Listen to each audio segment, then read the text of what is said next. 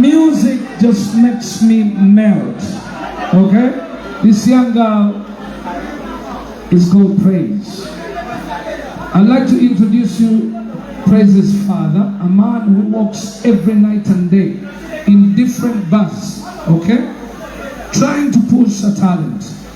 And every time I sit somewhere, we went to that one to the where's the father? Please, I am an example when it comes to Alpha in my family, of course, including the other. But this is a man who must stand up here on stage. Just because this is the next talent. Rema, Namakula. Now, here I know we've got talent in this too, and there's actually Namakula Catherine Kosasla. She's a very good voice. But I want to give thanks to this gentleman. Onoyetata wa Praise. Toba naitambulitimo. For the sake of music, I give you one knee. And thank you so much. When Musanga, I asked them to be friends because of his character. Gentleman, hardworking. So, Uganda, and our YouTubers, TikTokers, I ask you kindly, let us raise these two talents. Let us raise them slowly. Fangoli speed kendere. Tewali atuse kufumbirwa. Thank you so much, my daughters, and I love you so much. Douglas. Uncle Bebe, the story begins from here. Negaidira Bebe, Negamba Bebe emirundi ngama 15. Negamba Bebe, otadde sente nyingi mu bayimbi. Nino omwana gwenjagala olabe. Bebe akwata nnyonyi agenda America, agenda London, agenda wa. Paka Bebe we yangamba, Douglas, I'm going to come one time. If I get disappointed, sit down. Bebe we yajja, nempita omwana ono ne daddy we. They are testimonies. Nebagamba, omusajja yagambye ajja olwaleero. I told you to sing your heart out. Do you remember? Daddy, you remember? Omwana ono we Ayimba. Bebecool yangamba, Daddy nice. You've taken me back to the days when I signed Rema Namakula. Nangama, this girl is the future. Nangama mulete. Omwana we yafukamira mu maaso go. I remember you wanted to cry. No mugamba, don't kneel. No mugamba, you a star. You have made so many stars, including me. I give you your flowers today. Let me take you down to my hometown, girl. Every day I dream about a brand new world. You know how I feel. I will love you every day. Let me take you down to my hometown, girl. Every day I dream about your brand new world. You know how I feel. I will love you every day. Hey, hey, hey, hey. I will love you every day. Hey, hey, hey, hey. I will love you every day. So let me take you down to my hometown, girl. Every day I dream about a brand new world. You know how I feel. I will love you every day. Uncle Bebe, yonna gy'oli tweyanziza nnyo omukisa gwe wampadde. Mukama akudizeewo, Mukama akuwa omukisa. Neyanziza nnyo okuva ku ntabo y'omutima gwange, nze ne family yange, baganda bange, bazadde bange, tweyanziza nnyo opportunity gye wampadde, kye watukoledde. Kuba bangi tebakikoze, bangi tebasobodde, bangi tebabaddewo nga gwe watuweereddewo. Tweyanziza nnyo Mukama akuwa omukisa. Tweyanziza nnyo ne mamizi wena. Mwena. Tweyanziza. Megatron koli tugamba nti nobeera ngu subscribinga likinga tobere nga osharinga. Muzadde Megatron is my name. Nakulwalero ndine Praise Wisdom. Namulaba yakawe wa Rasta Bebe awekiwatule yakoze byafaayo namulabyeko ne bia taawo. Praise. Shinga oli musanyufu. Nakulabye essanyu. Kino obadde tokituukangako. Bambi soko bize ku bantu gere maaso. Mwena abandaba. Muje baleko. Amanya gange bampita Praise Wisdom. Yes, that is Praise Wisdom for you. Eranga nawulidde Bebe agamba nti oyajja Rema oyagala okubeera nti akuteeka wawulidde otya moment eyo kyatandise kitya okubeera nti ojja ku stage n'osinkana Beata Bebecool omusinkana D olunaku lwasooka omusinkana kyali kitya sooka otunyumizeemu tuwe ku lugendo olwo then after tujje n'ebirala. Actually twasinkana ku the villa wano ebukoto Bukoto ku the villa netsanga Uncle Bebe nandaba na nyimba waliwo embaka Ayimba kyawo andabye enfunda eziwera andabye enfunda eziwera nga nyimba obimba abanyimba mu live band abandaba nga bamanyi nti nyimba mu live band babumanyi then natuyita ewaka netugendayo ewakawe netukola programs tujja kujja ku show era netujja ku show kati Beata mukwano gwange twogera mwozo yagala ayizera za kulimba ojawoza bwogera ate yeddadi kyeyatuuseeko wakirabe Uncle Bebe yamuwadde respect kati naye yeewaana nawulye n'ogamba onyumya ne Beata era tweyanziza nnyo. So moment eyo yabadde etya wawulidde otya? Nawulidde bulungi nga we wandabye. Wawulira nga Bebe agamba nti oyajja Rema wayagala akuse owulira otya? Mpulira bulungi like I feel so excited. Yeah. So nga bali ku Megatron Media baagala kumanya oyise mu bintu ky'okutuuka wano. Mpise mu bingi. Tandika twagala story eyo. Mpise mu bingi mmoze gwe kyoba omanya. Nedda nze nyinza okuba nti nyinza okukimanya naye ali ku Megatron wano tamanyi kiki oyise mukozi okutuukirira Bebe si kyangu. Many people there bagamba banaye n'entuuka ewa restamba maze prodose naawe okimanyi audience oyo yonna abantu ng'emitwalo emeka batunuulidde ggwe Rema Namakula omanyi si muyimbi wa bulijjo ne bagamba nti awe najja Rema onjagala okubeera nti nsi omwana ono twagala otubula ebyoyiseemu okutuuka wano okubeera nti bakugeraageranyako at least okudda mu footsteps za Rema. Kale tebangamba mbu ngenda kudda mu bigere bye kubanga wali mugagamera. She's a big star. I know. Yeah. You can also be big. I know naye like kalaba legend. True.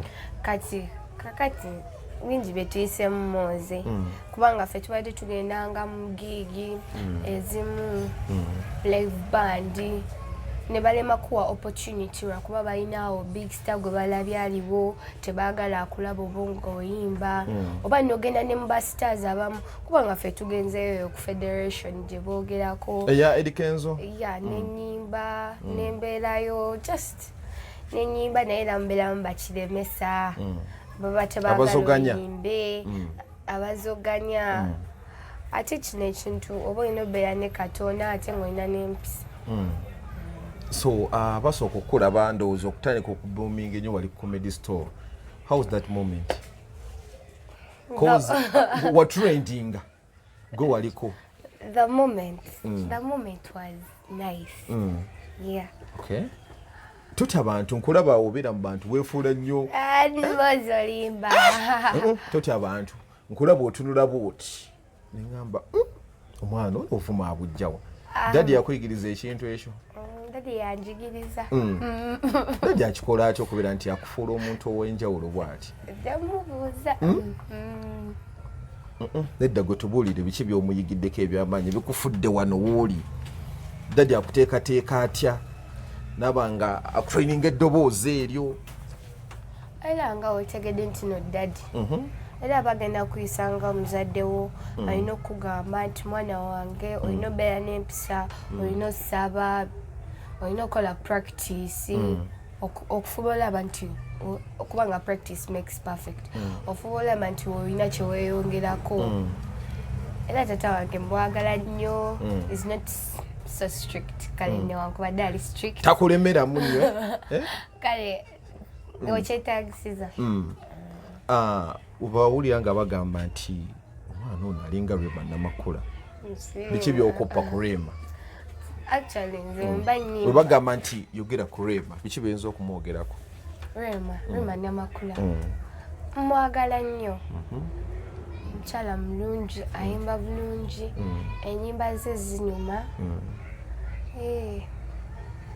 Limba kyolwa Rema olusinga okunyumira? Singa okunyumira. Nyingi. Mpa ennyimba bbiri. Banyabo. Otuyimbiremu. Muntu ali ku Megaton akakase gwe tulina yoyo. Waliwo Banyabo. Waliwo Linda. Ate actually nze ndi mulokole. Ne Juliana naye anyimbira bulungi.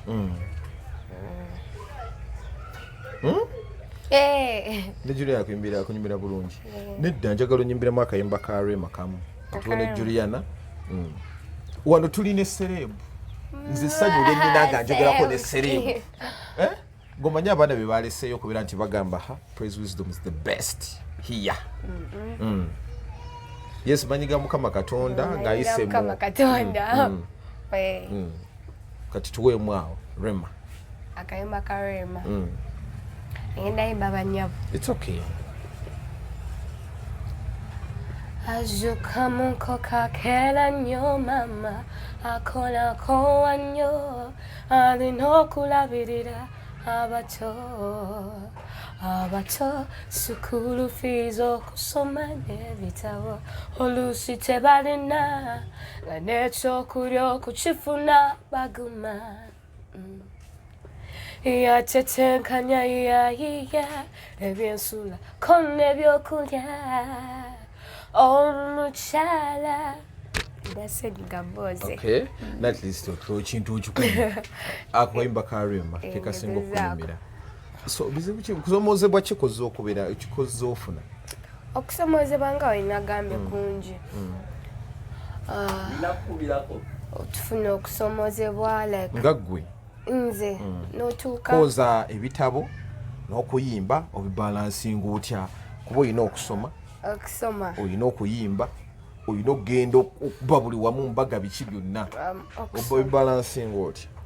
Okusoma kwange essomero lyange ddungi ne bazanyo director wange nomuyitaani Mr. Chiwalabye mwebaza nnyo kubaga is a very nice director.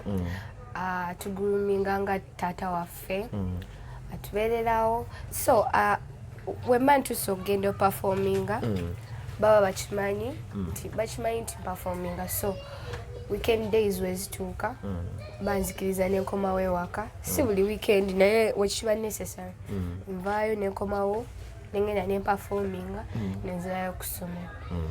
So eddoboozi lino olikola otya?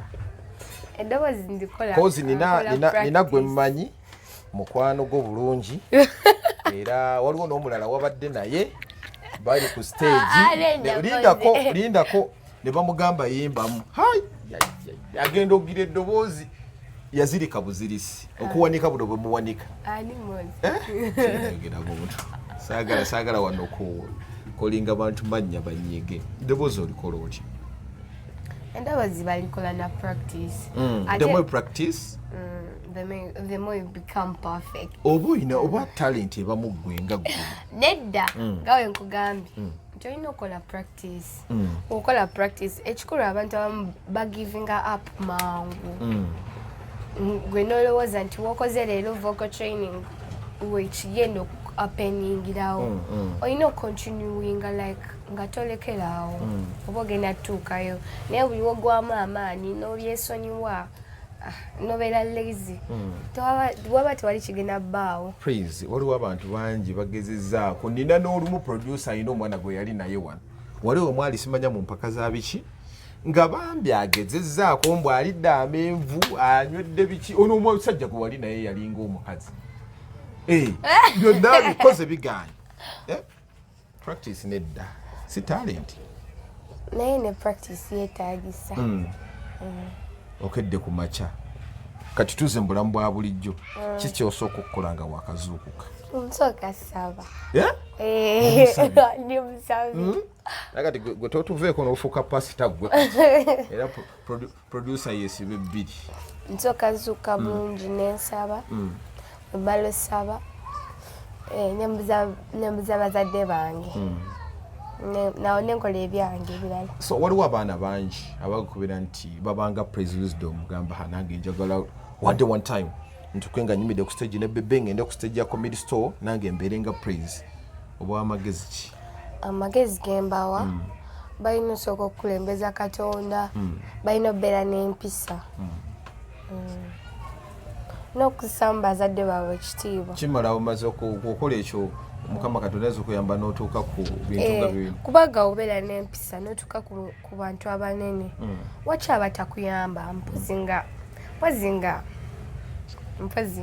naye nga bwe tugenda wona tutya amalala kuba kati baserebu abantu abasinga bamala okufuna amannya amalala.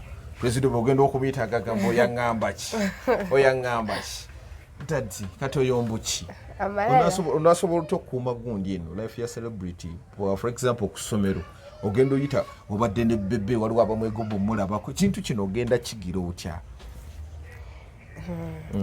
ku ssomero lyaffe ne mu bantu bennyini abantu bennyini balina kweyisa normally. Seriously? Iye celebrity alina beera na bulamu bwe bwanjawulo ng'ovudde ku obulamu obw'enjawulo bw'obeera nabo nti ng'olina kyokola kye batalikola naye naawe osigala oli muntu nga bo. Serebu abawanjawulo nze kati ndaba oli wanjawulo n'okukwatako ndaba olususu lwanjawulo olimba kati waki oganjidde nze nkugambye kyoba olina okukola ng'ovudde nti gwe kikufuula ow'enjawulo nti ogenda tugeze celebrity ayimba nti ogw'oyimba nti olina kyokola obasanyusa naye naawe osigala oli muntu nga bo. Bubaka ki bwowaabo abazze bakuzoganya ogenda ku stage naye ate ojja gendayo n'abalala bayinza otuuka mu kintu ng'ekikyo nti babalemesa okutuukawo gye balina okubeera nti batuuka? Edda nali nga mbeera emotional nga nkaaba ngeki ekikaabya mboze ne mugenda ku saawa 2-3 ne mutuula ne balema bbawa ne muvaayo ku saawa nga 7 ne mutuuka ewaka saawa 8 toyimbye transport wamwe obudde okitegeera ffe tulina gye twagendako ewala Entebbe enkuba neetukubirayo nga simbye lwezo bbandi ezo ezirina kale obutayagaliza naye ng'obutayagaliza si kirungi kubanga abo abasinga abayimba mu bandi basajja bakulu bakazi bakulu bagenda zaala abaana oba nga balina n'abaana baabwe nga oba abaana baabwe tebajja yimba oba bajja naye nga balina ekintu kye bagenda okukola mu bulamu nabo babawe hard time okikola.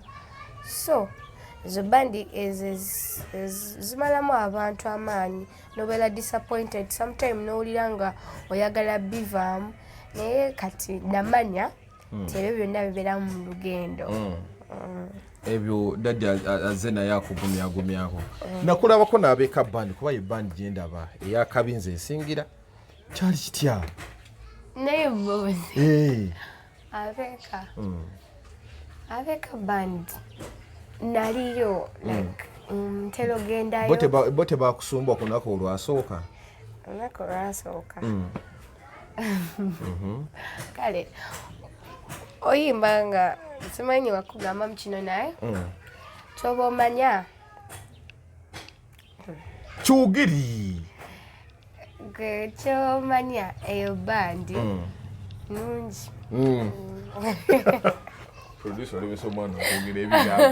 waabayo omuntu yakuzoganya beera lukumega troni ogambe nti omukulu ono nno yampisaamu bubi naye ampozi bandi endala eziba zirinamu ate ekibeera ekibi nnyo waliwo eno bandi simanyi na linnya lyayo ekubira mu bifo bingi so akugamba kino kifo kuba kiyinza obba nga ate tonona kifo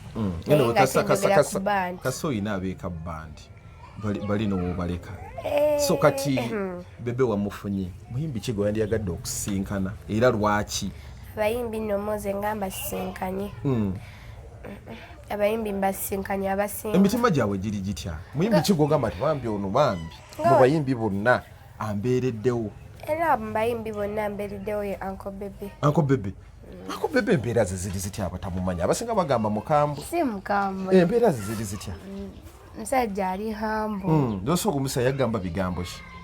Yangamba musisinkanye olwatuuka watuuka otya ewaka yakuwelkaminga atya sooka otunyumize ku mboozi eyo.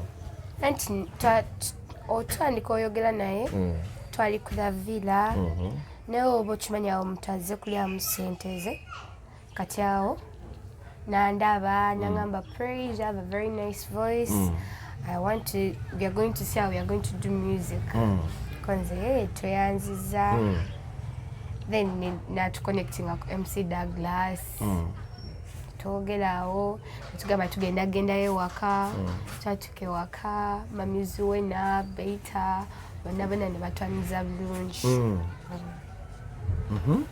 Kati olwo biyata nkugamba bonna ne batwaniza ngamba biyata mutandika okubeera bakyali baddala ddala ebyamaddala bagamba byamaddala kozi mwade ku stage babiri watulabe tuli bamukwano okubeera ku stage babiri kibafuula bamukwano twaze ffenna edawo akaana kakusinga oluzungu kyenatidde nenyo naye wafuuyefuuyemu awo naye nga ndaba lwabitegetegge maze alina empiza emi. So werabawo mu myaka 5 mu maaso badde ensaagamu awo emyaka 5 myaka 5 mu maaso myaka 5 mu maaso ndaba nga ngenda kubeera omumbi w'amaanyi w'eggwanga bantu bebenyumirizaamu nga ne Katonda andaba mu nsi andaba wano wansi ku nsi yagamba yoyo omwana wange praise. Okiteeketeekedde ki myaka egyo? Mumulinde music omulungi atawemula. Abayimbi bawemula? Abayimbi abamu. So ne bakeera ku makya ne bagamba mbu gwakulira abaana abato mu industry eno y'okuyimba biki benza okutandikirako okulaba nti abaana bato nabo bafunako we babeera mu industry? Bingi. One. Tusooka ne tugenda ne tunoonya abo abaana abatalina buyambi like abatalina babapushinga. Wekiba kyetaagisa ne tukola studio nga yo yaabwe y'abaana nti agenda kujja nga akole ng'oluyimba akole music we ne tulaba engeri gye tugenda ofunamu facilitations. Ekitegeeza gavumenti oba abantu abamu abali mu industry tebakoze kibala kubera nti bayamba abaana abato. Anti kati Uganda yaffe bonna abantu abasinga batunuulidde kusoma. Kale kirungi omwana okusoma naye okusoma jangu mpuliriza gwe maama. Okusoma kirungi nga wembagambye naye mwana alina obeera naye ekintu ky'amaanyi ye nga ye nti ng'ogyeko okusoma okusoma just kutuyamba biyambi otutuukayo naye nga talenti yesinga era talenti yesinga ayagala okunsembera oyagala obeera ne basiriifu akulabira Bebe ng'obooti bwenna ng'omwesembezi nabadde nina oyimirirawo awo webato we yabadde kuba ye yatuyise ekyabadde kikaabya amazzi senakaabako tiwamulabi enambwagira waki okola ebintu abazo ina episode zinakaabako nga tukyagenda mu maaso oba ogenda okuyiga oluyimba bino nakulaba okola covers ez'enjawulo olina luno oluyimba lwotera oyimba obikola otya ozikwata otya nze zannema tolina simu anti jonyola abantu zenyeza okuba bimanyi nawe olwatabimanyi akimanyi ogenda ku gundi ku YouTube noteekamu oluyimba lwobadde oyagala okukwata oba nogenda ku Google nosearchinga lyrics zaaro nolukwata nokola practice nawe olukolamu practice badde sikimanyi nawe okola practice wano nga tonatandika kwogera sekyo nedda nze mmanyi bumanya manyi mwozo soka kola practice yewo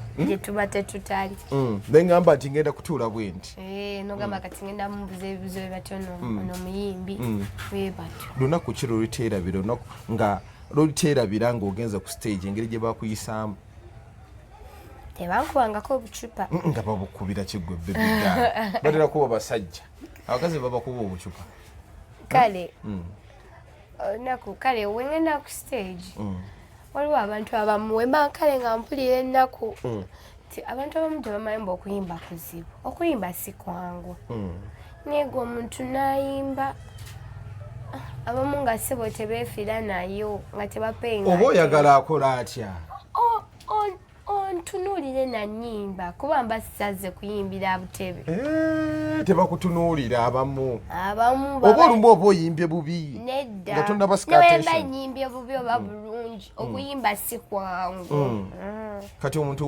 watakuwa attention n'onyiiga tokubye engalo tomanyi budde bwange bwe nataddemu tontipiize nedda tokola kintu ekyo producer abadawulira omwana tiipu gano ogenda kulemutuwa omuzika omulungi ng'oyagala ka tiipu naye mmozi ani atayagala mutiipinga ng'akoze ekirungi bakisinga badde manyi maneja waawe ekifo ky'oba oyimbyemu yabalina okutiipa kati nno mmozi nze nagambye nti mpise mu bingi nze wengenda oyimba baba tebagenze kunsasula yes ate abayimbi abamu abayimba mu gigi balowooza nfuna ssente nnyingi obasinga abamu ne batandika n'okufuna ng'obujja nga bagamba oyo omwana afuna ssente tatuwaako sifuna ssente nnyingi baba baagala obawezaayo anti nange kyesitategeera baba baagala wemala oyimba ate mbawe obwoke mbawe nabo ng'ate olwedde bo bagenda bakola ki basasula bandi yaabwe beekoze nze mba nze just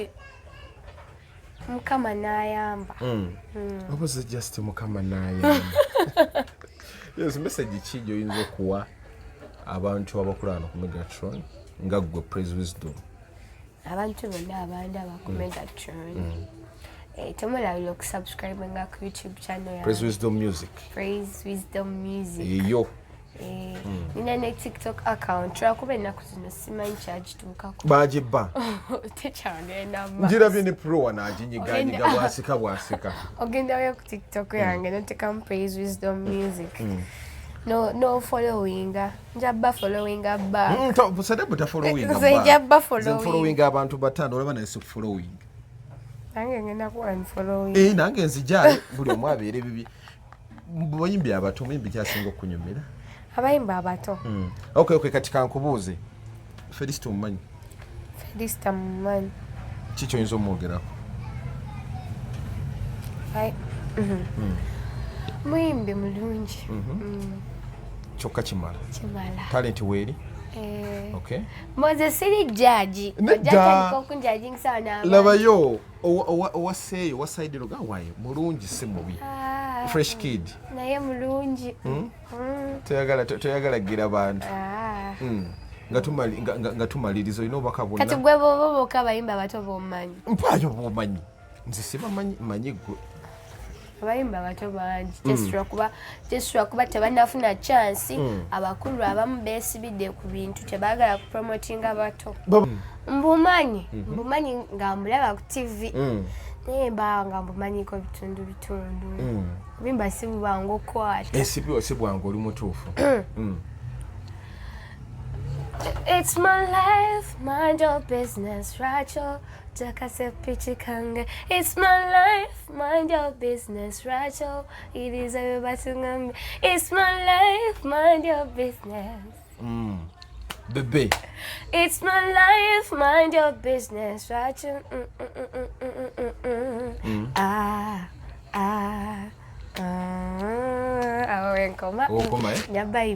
Abayimbi bayigira eki ku Bebecool? Abayimbi kozi ndabye abayimbi bangi bamuleetera bebe takola ki bebe naye kati gwe at least amumanyika akatonotono wabadde naye kikyaba bamuyigirako Uncle Bebe musajja mulungi nnyo nga wemba gambye oba ngambe abayimbi abamu balina obwo butayagaliza kanchogerewo entyo like obutawa chance waliwo n'omuyimbi omu tomwogera linnya yakola ki nze buli we mba nnyimba eyo ku gundi yaabwe ekivulu kyabwe kye bategeka afuula bamu alina era akantu kateekawo kiki yateekawo tomwogera linnya nkuba akamba pamita Addison kati atamanyi kuyimba amanyire oti omwana amanyi okuyimba eyo muyimbi naye kati muleke nedda tumwogere ate agenda kukola ki ndeka oyagala kundeetera ddogo baloga abayimbi tobamanyi abayimbi tebaloga ani yakulimba layira akwatamu bingi ebiberamu era nagambye olina okwekwata wali ofunyeko ku mbeera y'eddogo eri omanyi ki moze nga babebe tebabaloga nate nkugambe kati Uncle Bebe omusajja wa Katonda asaba okitegeera era woosaba eddogo tewali kisinga kusaba maanyi era eddogo liba lirina okukola ki mimbi yonga yakuyisawo biki kyeyakkola tomwogera linnya naye ki kyeyakkola alina empisembi kiki kyeyakkola muntu ayagala kumanya omuyimbi oyo nze nyinza okufuna obudde ne mwogera wembanga ntuuse afuula asimba ateekawo hard time ate muzereti ate walabawo celebritaze ngagamba amuteekera akayimba kono nga gwe yasoose oli wali mwene mubeerawo naga togenda kuyimba genda mige discipline biki nengaobadde hambo omusajja naye nedda katukwa tumwogere Anderson bali linokomya emizoogo si muyimbi yakoma teri olina olimbayo lwomanyi abantu abali ku Megaton banyambe bamumunyeeyo lumu kati talenti nga zino oziraba pro bw'ozita n'omutuulira bw'oti nali nno mwagala andadda mukyawe omuntu atakwagala naawe mute kati Anderson agenda kwongerako ki imagine oli mwana muto kati wonaakola anakukola atya Anderson akomye omuzogo abeera nnyo ku federation abeera nnyo ku federation teyakwekalubiriza nakulaba nga ate wemba ku federation ogwasooka ddala yali agaanye gaaganyidde ddala era eyampita yali Rachel eyakuwa omukisa Addison n'agaanye kubanga Addison yayagala nnyo olabisa abayimbi eyo yali alabisiza Rachel bambi Rachel yamugamba man Addison alina kalawo ebigambo bye yamugamba abaliyo baabiraba akola nnyo entalo ku federation yawo ayagala kwefuula kabaka yamugamba atuyimbira ennyimba ze naye yennyina yakeze takyabamanya nali mwagala nga mulaba ku TV nga mmanyi musajja mutunuzeemu kamera nali mwagala nga mulaba ku TV Anderson bali luno mulungi ze simanyi linnya lye ddala yeyo ono ayina enviiri bwati aziteekamu obugundi eyo Anderson bali luno ayinamu ekibeerabeera ekitali kirungi ayagala kusuula wansi namala bulungi oyimba ng'aleetawo omwana muwala ng'ayimba akayimba kemaze oyimba seriously owedde maze okayimba ate n'aleeta omuntu omulala era naddamu n'akayimba kukyakulumirawa kosa gwe wali omaze oyimba akayimba nedda omuntu nze nga wengenda oyimba mu bandi omuntu n'amala oyimba akayimba aba akamaze kale akayimba si kange naye olwedde mbeera nga atandisa ate otandika otyoboola oyo omuntu nga muzza wansi nti ye byayimbye tebiriimye kati kambaleetero n'amanyi okayimba obulungi Addison bye yakola si birungi alinamu empisa embi alekerawo okuzoganya akuleka oyise alabika azoganya buli omu si nze nzekka naga leero obadde munyiivu nesikolangako ng'onyiizi Addison alina empisa embi ate Kenzo ye talina mpisa mbi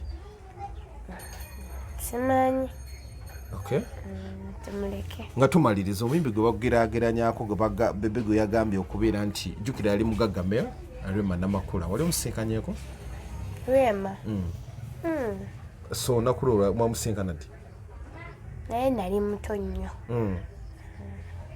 toddanga musinkanako tojjukira byaliwo ngaomusinkana bijjukira ki ekyaliwo namusinkana mu motoka netwogera mukyala mulungi nemwogera ki mboozi ebyo biri confidential sigenda byogera wakyo wefuula confidential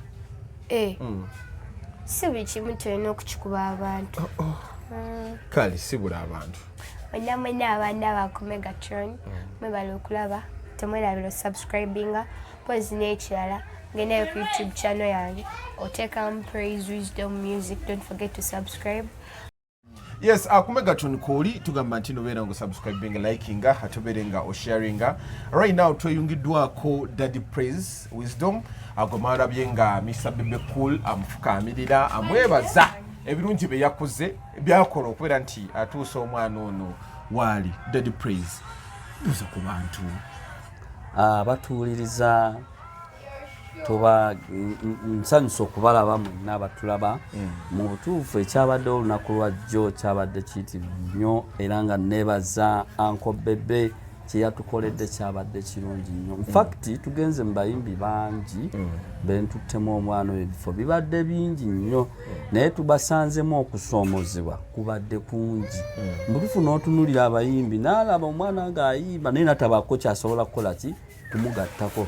Naye Mr. Bebe kyeyatukoledde kyabadde kirungi nnyo era ssebo taata tusaba Katonda akuwangaazi byatakuwadde mu myaka gyo abikuwere mu ddala byotasobodde funa Mukama ayongera okugattirako ddala kubanga wakoze ekintu ekyenjawulo era nze nganze nasiimye era ssebo taata nkuweera ddala ekitiibwa. Tweyanziza nnyo Mukama akulaakulanye family yonna ayongera okugiwangaaza. Kyekirala omoze ffe twagala otuwe moment ezo mpozi ekirala Bebe oyagambidde nti oyise bubingi awo betwagala okumanya byose mukozi Bebe engeri gye yabyogeddemu nagambye Daddy Praise ng'ayita mu bingi nze nabadde ngenda nakkaaba ebintu byayogeddeko byadde bituufu. Ekituufu kiri nti mbadde ntwala omwana oyo mu bifo bingi ng'ebimu tusanga Mr. Bebe n'alaga nti ye amukola ki amukiririzaamu era ng'ajjaawo n'amuzzaamu amaanyi omwana n'avuddamu amaanyi. Mbutuufu gabadde mazima tutuuka mu bandi ezimu awo bifo ebimu bibadde bingi n'omutwala wamu n'ayimba n'asoomozebwa abamu ne bamukabya amaziga n'omuzzaamu amaanyi n'omugamba totya ojja genda mu maaso. Mulimu abayimbi abamu be yali yeegomba naye nga bwe tubatuukako n'ayimba tebamufa kuba balinga kugamba nga bamulaba bulabi naye nga Mr. Bebe bambi yatukoledde yamukoze bulungi nnyo era yamuzizzaamu amaanyi era tulina essuubi okulaba nga omwana oyo agenda kubawa music asingako awo kubanga kyemmanyi kati abasinga babuuza music we yaluwa twagala okulya ku music we naye ekituufu kiri nti kati tugenda kusumulula okuva lwetwegasse ne Mr. Bebe oba Uncle Bebe Praise agenda kubanga asumulula music kubanga Bebe ali mabega we era yasaze okulaba nti asobola okumupushinga era music we sawa yonna ajja mu budde bwonna. Infact omwaka guno ogujja tugenda kuba tusumula music we naye nga tweyanziza mwenna abasobodde okulaba nti mumwagala era abasobodde okulaba nti nno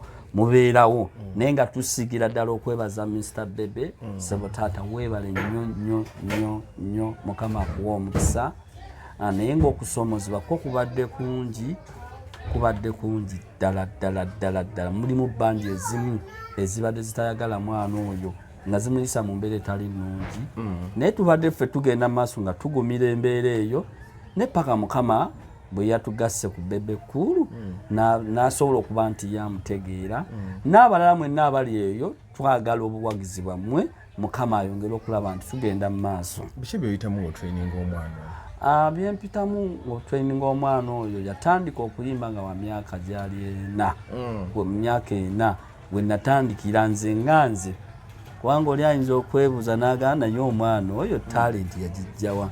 Nze nganze bwe njjukira mu buto bwange nali njagala nnyo music era nze ku music ekivuga kyemmanyi nali njagala nnyo okuyiga piano era ndi mukubi wa piano najagala nnyo nentandika ogiyiga nga nkyali mwana muto kati ngenze mu maaso nga nkuba mu bifo ebyenjawulo mu kyaki kati ngenda okuzaala omwana ngenda omuwulira nga atandise okuyimba atandise okuyimba nenga omwana nno ateekwa okuba nga alinamu ekintu kye nnina era bwe natandika okulya nga tandisa okuyimba kwe kutandika omutraininga nentandika omukkirizaamu neŋŋamba omwana ono ajja kusobola alina ekintu ekyenjawulo so nemutandikako maloboozi ate nga n'okusoma bwe tulina okugenda okusoma n'okuyimba byombi nembeera nga tubikwasaganyiza wamu ne maama we ne tubeera nga tukwasaganya embeera eyo okola nti omwana agenda mu maaso mu music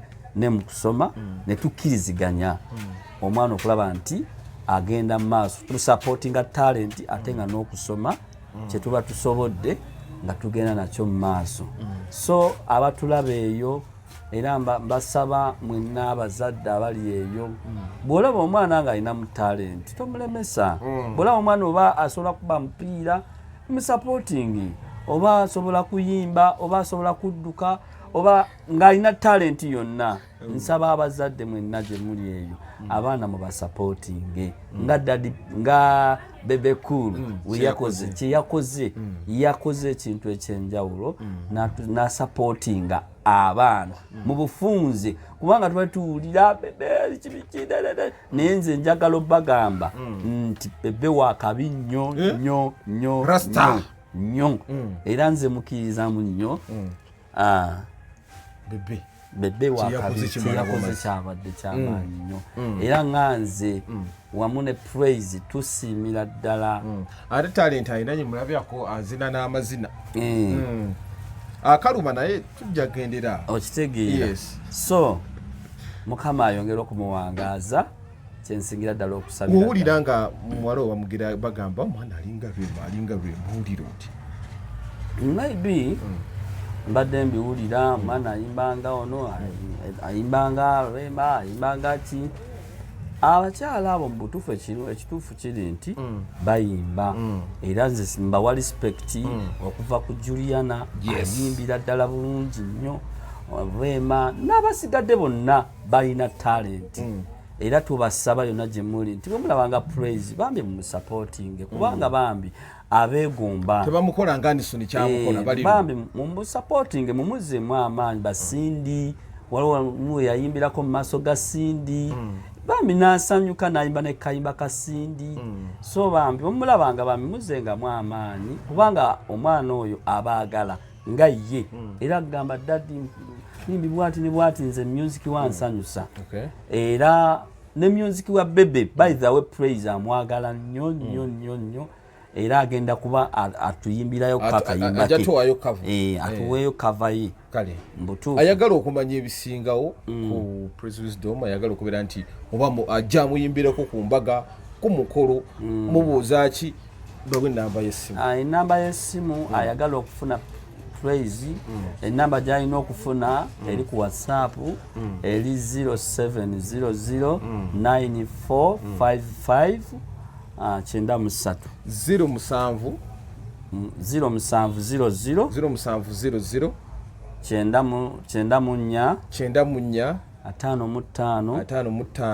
93 ndowooza ngenda giteekawo awo akwagala yenna abenga kubirako abajja kubanga amufuna bulungi kale tubadde ne Dad Praise oyina emirimu emirala gy'okola emirimu emirala gyenkola mbeera just era mu bya music ebyo okutraininga maloboozi ebyo ayagala yina okumutraininga kukola ki ayagala okutraininga omwana we okulaba nti omwana omuzuddemu ekyo tusobola okukwatagana ne tulaba ngeri gyasobola okufuna praise nga bwomulaba okufuna okulaba nga asobola yekkiririzaamu alina obuvumu obwo so tumutendeka mu live band n'omulaga ekyokukola kubanga abangi badde bambuuza omwana atakola practice lwaki ayimba ebintu ebyo so ekituufu kiri nti tubeerayo waka tubeeruko ne piano awo ne tukolamu practice amaloboozi ngaago nabanga afuna obuvumu obusobola okuba nti asobola okuba akuweereza ekyo n'okiraba toyanza nnyo Dad Praise naffe bwetu yes abali ku Megatron tubaza okubeera nti mutambula naffe ku mutu guno tubaga nti nobeera nga osubscribing liking ate obeera nga osharinga